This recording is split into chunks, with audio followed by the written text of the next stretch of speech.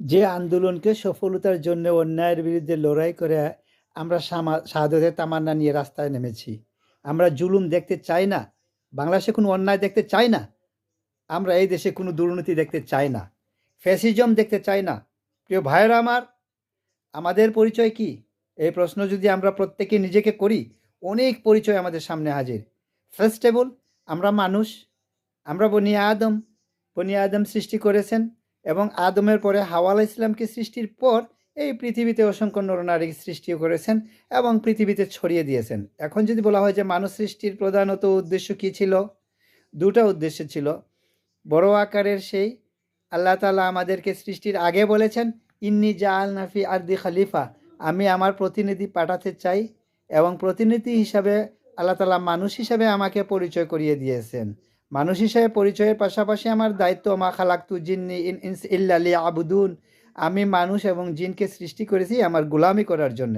তাহলে আমাদের পরিচয় কি? আমরা অনেকগুলো পরিচয় বহন করি। আমরা খলিফার পরিচয় বহন করি, আমরা মানুষের পরিচয় বহন করি, আমরা আল্লাহর গোলামের পরিচয় বহন করি। এরপর আমরা বিশ্বাসী। পৃথিবীর অনেক মানুষ আল্লাহ তাআলাকে বিশ্বাসে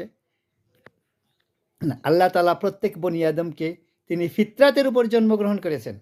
তিনি পাঠানোর আগে আল্লাহ তাআলা তার ক্ষেত্রে পরীক্ষা নিয়েছিলেন। আল্লাহ সুবহানাহু ওয়া তাআলা বলেছিলেন বালা, অবশ্যই, কিন্তু তিনি ক্ষেত্রে তার উপর জন্মগ্রহণ করার পরেও তার পিতামাতা, তার চারপাশের পরিবেশটা তাকে সেই বিশ্বাস এবং ফিতরাতের উপর টিকে থাকতে সহযোগিতা করে, অথবা তাকে সেই ফিতরাত থেকে দূরে সরিয়ে দেয়।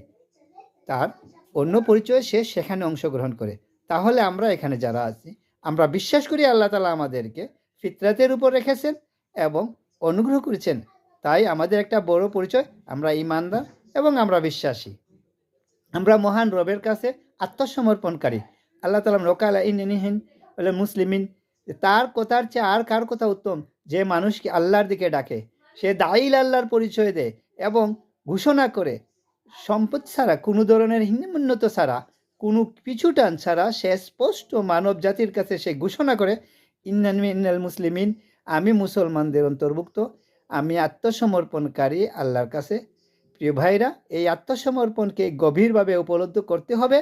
এই মিল্লাতি হিসাবে একজন আলিমের ছাত্র হিসাবে যিনি যত বেশি এই আত্মসমর্পণকারীর পরিচয় উপলব্ধি করতে পারবে, তার জন্যে তার সকল পরিচয়কে বহন করে নিয়ে একটা চমৎকার সার্থকতা খুঁজে পাবেন এবং চমৎকার সফলতার জায়গায় পৌঁছতে সক্ষম হবেন।